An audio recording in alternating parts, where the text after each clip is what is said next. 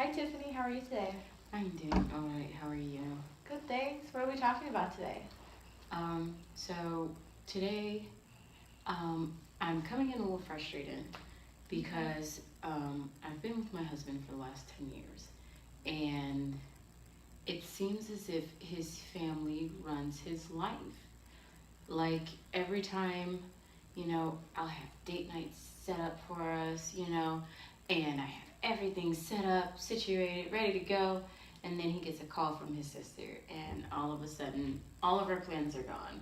And now we're stuck. I want to spend more time with him, but I don't know.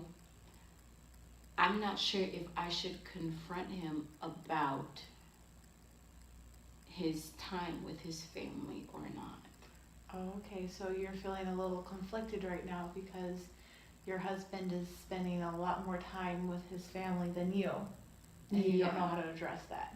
Right. And the last thing I want to do is cause like an argument, because we have a great relationship and I just don't want, us to have an argument about, him spending time with his family. And then also I don't want him to have to feel like he has to choose between me and his family. Mm-hmm. I don't want him to have to feel that kind of pressure. So it's Mm-hmm. just a little uneasy. Because you feel like if you talk to him about this, you're gonna make him feel like he has to choose between you or his family. Right. And then I don't know if talking about this might make him angry or upset because, I don't want him to feel as if I don't want him to, spend time with his family. I do, Mm-hmm. I want him to spend time with his family, and I've even, gone as far as to say, hey, instead of going to my family for Thanksgiving, we can go to your family for Thanksgiving. So he can spend that time with his family. So I'm trying to support, him spending time, but it's too much. It sounds like you're trying to be open minded and you're trying to work with him and compromise by suggesting him to go to his parents for Thanksgiving. Um, but at the same time, it sounds like you're still uncertain of how to go about things. I am uncertain, and I don't know. The biggest thing is I want more from him. I Mm-hmm. want more from my husband. I mean, we've been together 10 years, we've built a great life, and it's just that now he spends more time. Well, not even now, it's always kind of been a thing, but I mean, 10 years later, it kind of wears on you, Oh. And instead of, talking to him about it or, confronting him about it, I'll usually, retreat into, the room and I'll start to make something, I'll start to build something or, put together a puzzle just to kind of take my mind off of, that disappointment, you Yeah. know. So has this attachment to his family been going on for the whole 10 years you've been together? Yes, it has been going on for the last 10 years. Okay. So it kind of sounds like you're kind of at your boiling point now after 10 years. Yeah, I'm kind of frustrated now because, I mean, okay, in the beginning, I'm like, okay, he really loves his family, and then as time progressed, it's like, you got another family over here too, Mm. but he goes on to, help build sheds and just go over for silly stuff. I mean, if his brother calls him, he's like, hey, we're just having pizza, come on over. And it's date night. He's going to neglect date night to go over and have pizza Mm. with his brother, and I feel like I'm in his life, but I'm fighting for his space. Oh, it kind of sounds like you maybe feel a little ignored by him. I do feel ignored. I feel completely ignored. I feel like, I'm in the house with him and I'm there, but I'm not. Mm. Because I'm there, whenever his family doesn't need him, I'm there. I'm real to him when his family doesn't need him. So it's kind of, it's a bad feeling. Yeah, that must make you feel very frustrated and alone when he doesn't put you as a priority in his life. It does make me feel quite lonely because, I mean, everybody wants to feel needed, you know? And I just don't feel like I'm needed, you know, when it comes to him, or like when he does need me, it's like very few and far between when we'll actually sit down and try to talk, but then his family butts right Okay. Can I ask, do you have any children together? on it. No, we have no children, sadly. Okay. Um, have you ever tried talking to him about this? Maybe in the I past? I haven't because, well, in the past I didn't see it quite as a problem. You know, in the past I thought, you know, hey, he really loves his family, you know, this is something that, you know, he wants to look out for his family. He likes to, you know, maintain a connection with his family, you know, just because he's married doesn't mean he's got to, you know, get rid of them. So I'm like, okay, you know, he really loves his family. So it was never a conversation that would come up, but as the years progressed, I thought for sure that it would kind of at least slow down. Mm. But I haven't brought it to his attention because I don't know what kind of response I would get from him. Okay. Um, was, um, can you think of a moment that maybe triggered this, since this has been going on for so long? Because it kind of sounds like things you kind of were kind of brushing off in the beginning, but it kind of sounds like from then until now, something might have happened maybe to kind of trigger this? Well, it was when we would have, it was when we started, you know, date nights. Because, I mean, he works a busy job, I work a busy job. So, you know we try to make sure that, you know, we keep everything alive. So, what we did was we set aside a specific day for date night. And I would put, you know, stuff together. I would, you know, make reservations, let him know so we could get all dressed, go out, you know, have date night. And I think the first time he missed date night, I was like, oh, you know, he forgot. But it wasn't until he walked through the door and he was like, oh, honey, you look nice. I said, yes, we were supposed to have date night tonight. He's like, oh, I totally forgot. My brother called me so we could watch the game.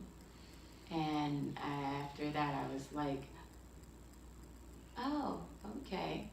And he apologized, but, you know, it just seems like every time I put something together, every time we try to do something, you know, family pops up.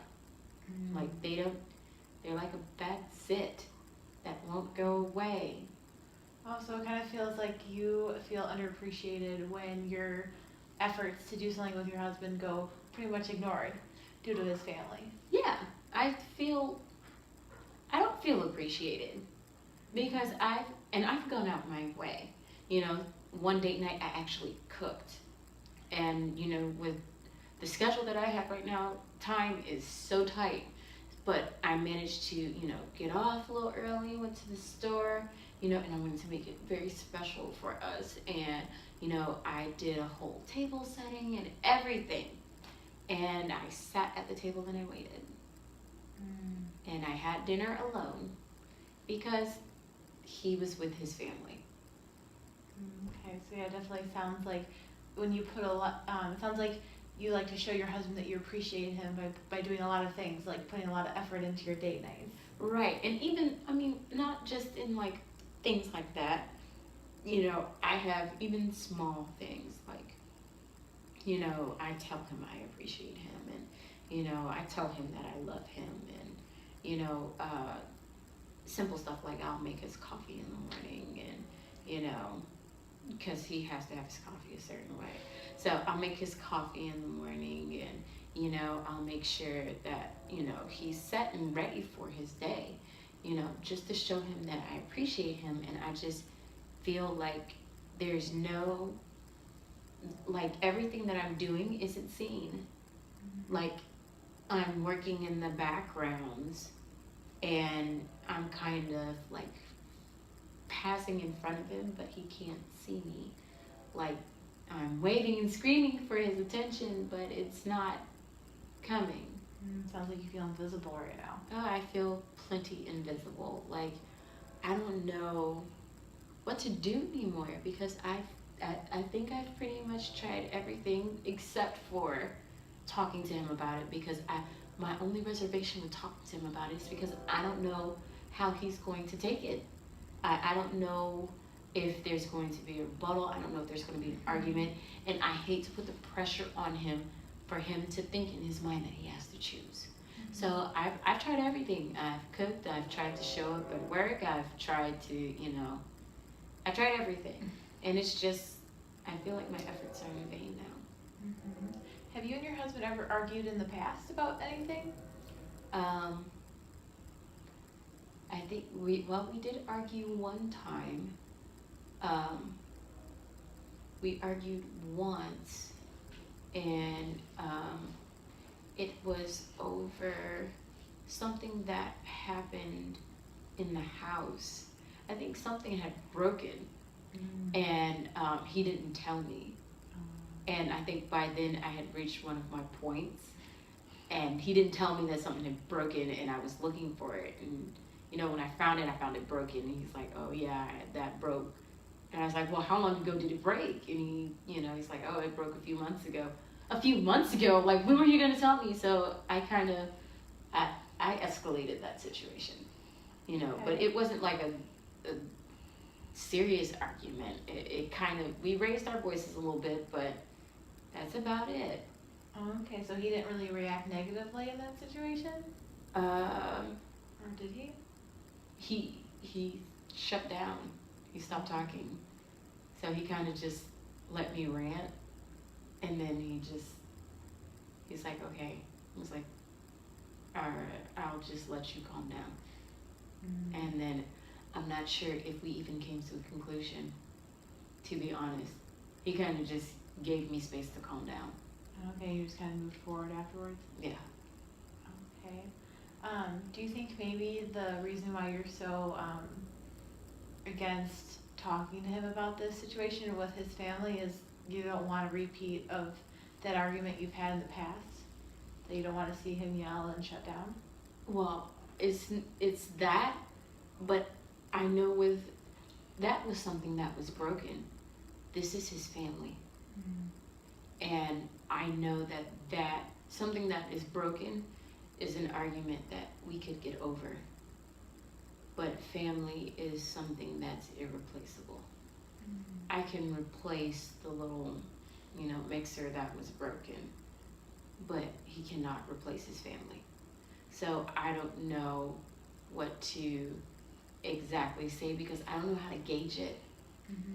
Because even with that, he raised his voice, but he gave me space to kind of calm down because I was really upset.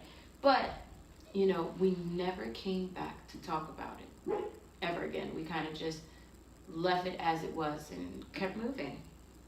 So it kind of sounds like in the past, when it came to issues you had together, you kind of just skirted over them, you kind of ignored them and didn't ever resolve things. Actually, no, they weren't really resolved. It was almost like an internal understanding, I guess, that we're like, okay, I know that this happened, I overreacted, we won't let this happen again. And we just kind of keep it moving. But we never, stopped, sorted it out, and said, hey, okay, this is where I went wrong, this is where, I went wrong, and, and actually came to the conclusion together. Mm-hmm. We never came to a conclusion together. It's like we both came to our own separate conclusions and was like, okay, let's go forward. Okay. So it sounds like in the past when you've had arguments, you, instead of confronting them and resolving them, you just did your own thing and went forward. Yeah. Without really digging deeper. Right. We never dug deeper than what initially had happened. Because I don't know if it was something that stemmed back to, childhood, adolescence, I don't know.